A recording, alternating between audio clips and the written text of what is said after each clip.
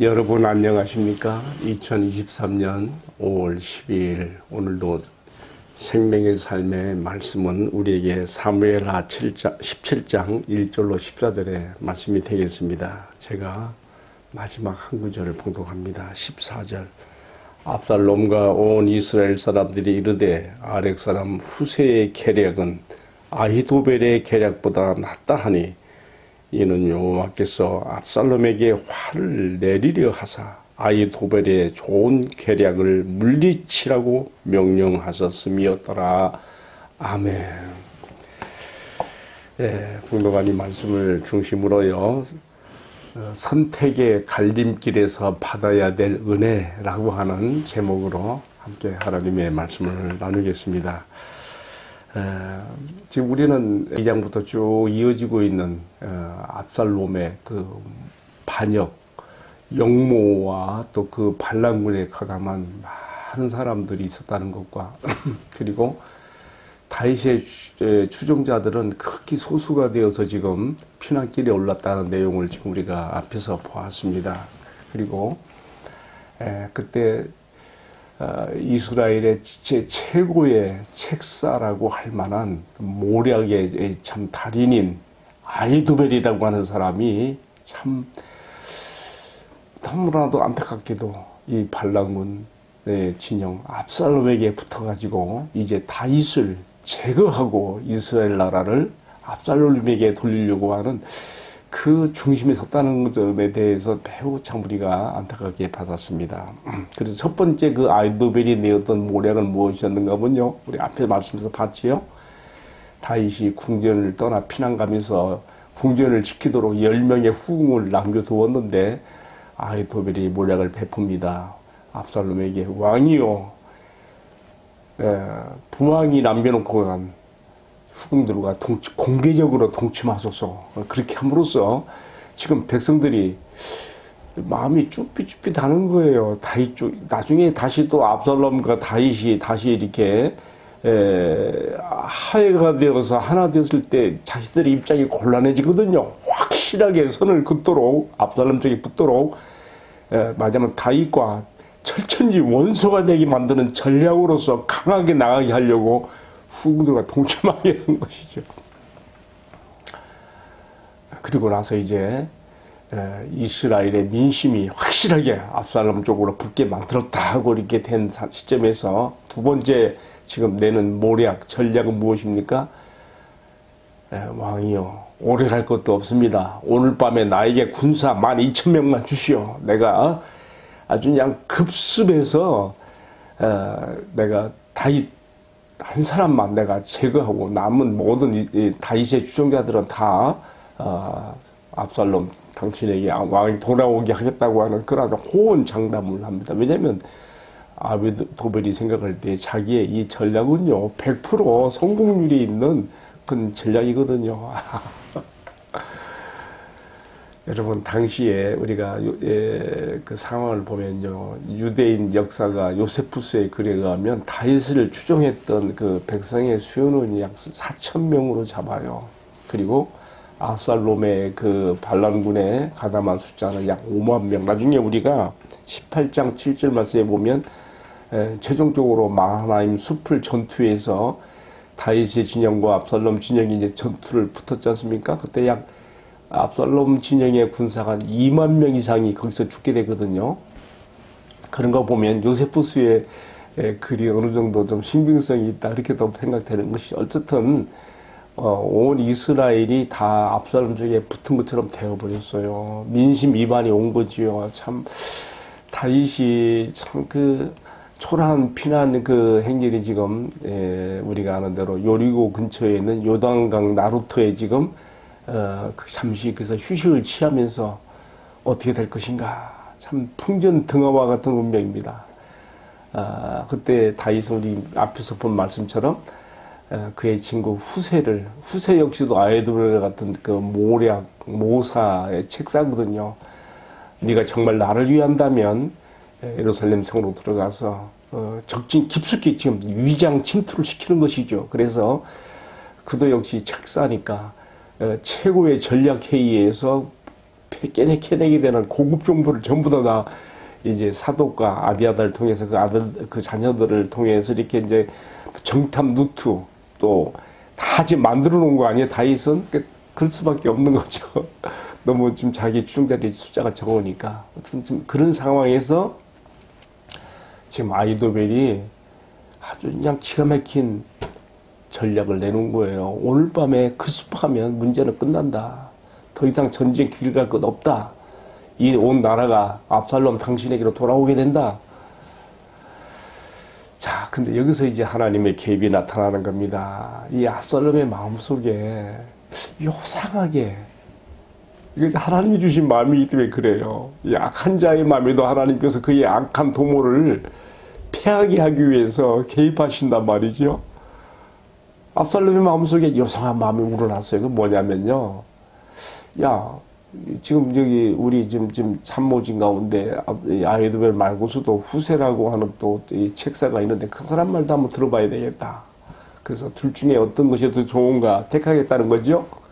근데 후세가 어떻게 자기의 그 전략을 냅니까? 후세는 자기 속마음을 좀 숨기는 것이죠. 어떻게 하면 다윗과 그의 추종자들이 빨리 요단을 건너가서 옛날에 그 사울의 아들 이스보셋이 군장 아브넬을 앞세워서 군사 기지로 사용했던 그 마하나임 그 전투 기지로 빨리 올라가게 만들어서 충분한 시간을 벌고 거기서 전투 태세를 갖추게 할 것인가 지금 그 생각이 있거든요. 그러니까 시간을 벌어줘야 돼요. 후세가 이 지금 압살롬과 참모진들한테 아주 그냥 10배를 더해가며 말합니다. 어찌 보면 아히도벨보다 더 리얼하게 그럴싸하게 말을 했어요. 여기 보면요.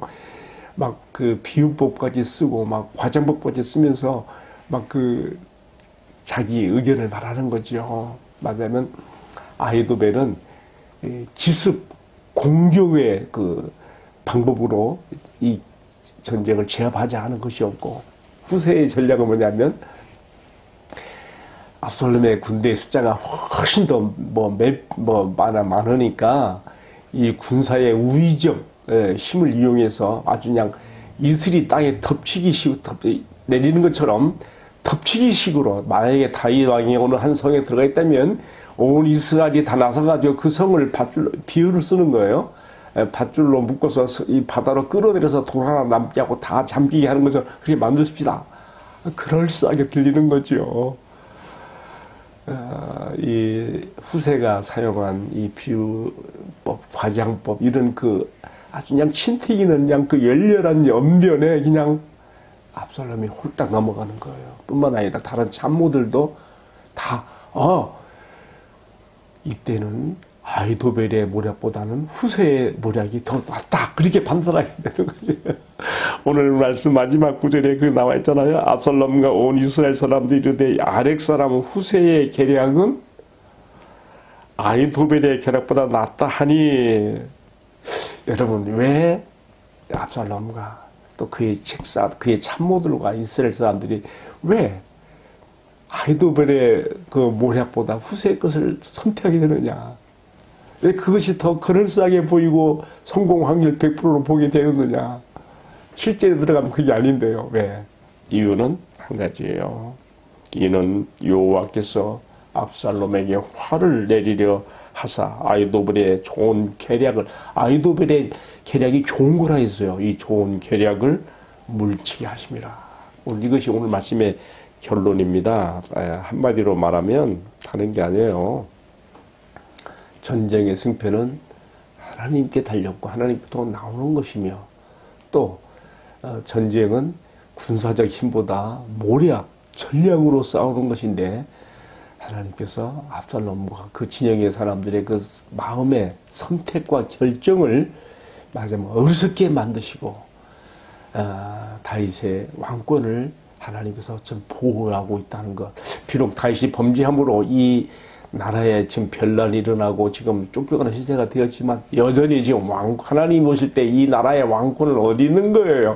다윗에게 있는 거예요. 이미 우리가 사무엘하 7장에서 봤지 않습니까? 하나님께서 나단 선지자를 통하여서 다윗의 그 왕위가 영원할 것을 다윗 언약으로 주셨잖아요. 사무엘하 7장 14절 16절 말씀 한번 보십시오.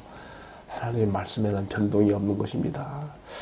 문제는 하나님의 뜻이 어디 있는가를 모르고 이렇게 참 머리 좋은 아이돌 같은 사람들도 압살롬에게 붙은 것뿐만 아니라 이스라엘의 많은 사람들이 압살롬에게 붙었다고 하는 것은요, 그만큼 하나님의 말씀과 그 말씀을 분별하는 영적 그 해안이 없었다는 것이죠. 이게 참, 그래서 저는 생각해 볼 때 그래요. 물론 다윗을 따라가는 사람들 중에는 다윗 왕에 대한 그 어떤 그 존경과 여전히 그에 대한 신뢰도 있었겠습니다만, 극소수예요. 극소수. 10,000명도 안 돼요.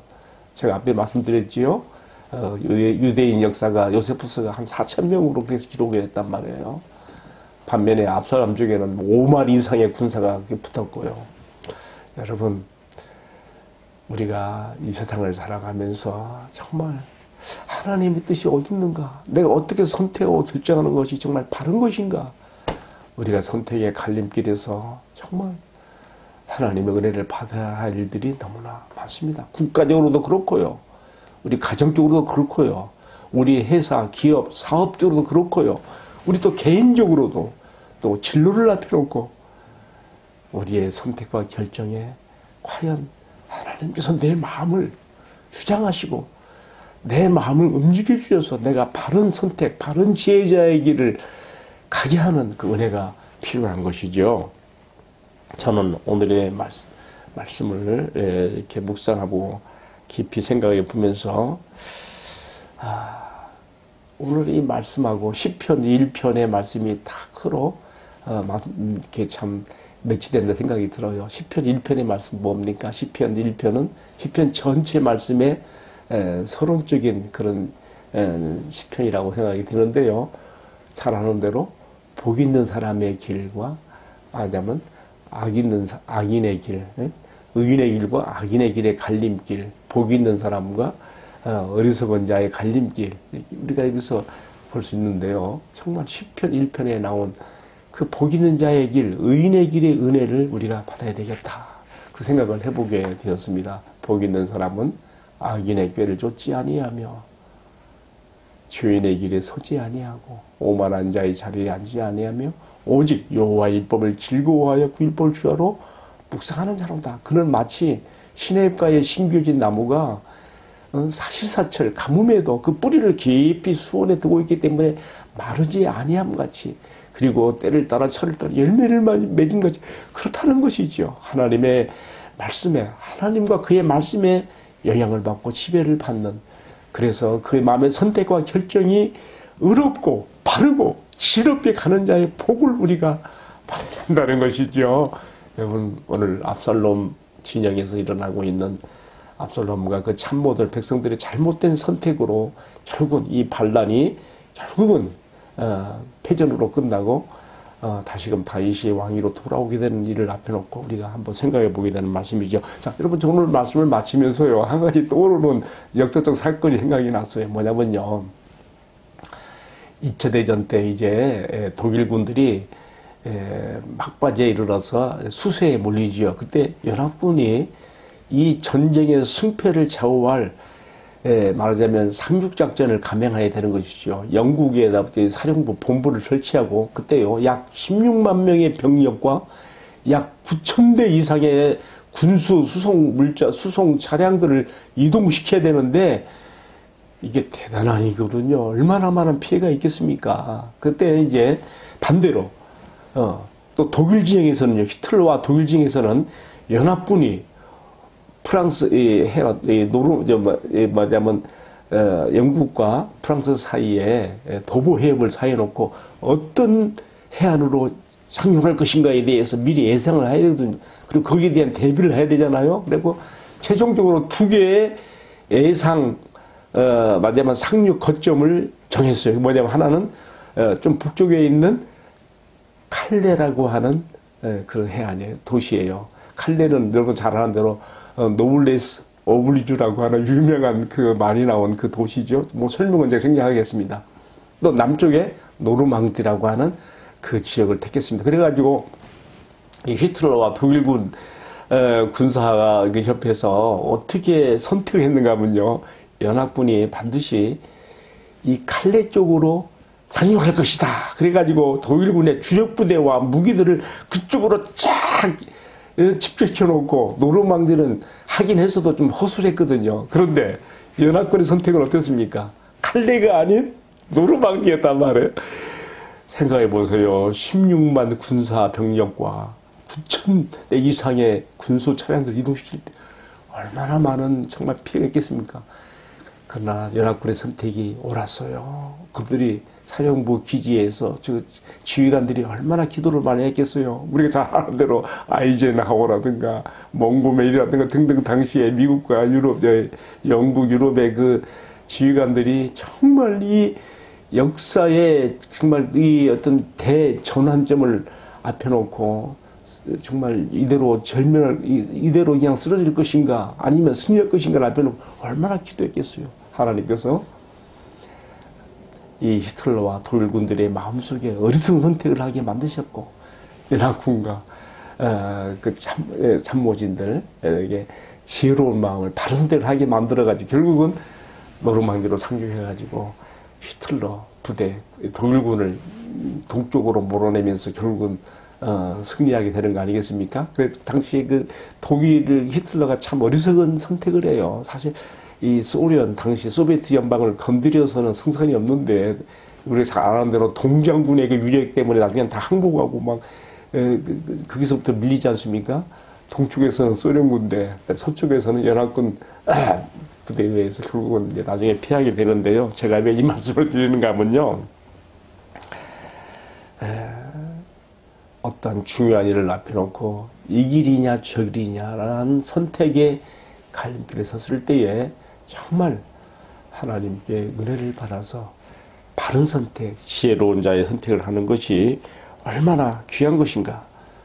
이렇게 다시 한번 오늘 말씀에서 깨닫게 되는 것입니다. 하나님께서 혹은 이렇게 혹은 저렇게 사람의 마음을 움직이시고 주장하심으로써 하나님의 뜻이 이루어지게 한다는 것을 생각할 때에 우리는 항상 하나님과 그의 말씀 안에서 은혜를 받고 바른 분별력을 가지고 기도하면서 우리가 인생의 갈림길에서 하나님의 은혜를 받는 하나님의 신실한 종들이 되기를 주의 이름으로 축복합니다. 함께 기도하겠습니다. 사랑하시는 주님, 이 길이냐 저 길이냐 선택의 기로에 섰을 때에 주님 앞에 은혜 받은 자가 되어 바른 선택의 길로 가며 지혜로운 자, 복 있는 자의 길로 갈 수 있는 저희들이 다 되게 하여 주옵소서. 이 모든 말씀을 우리들의 구주이신 주 예수님 이름 받들어 기도하옵나이다. 아멘. 예, 마쳤습니다. 감사합니다.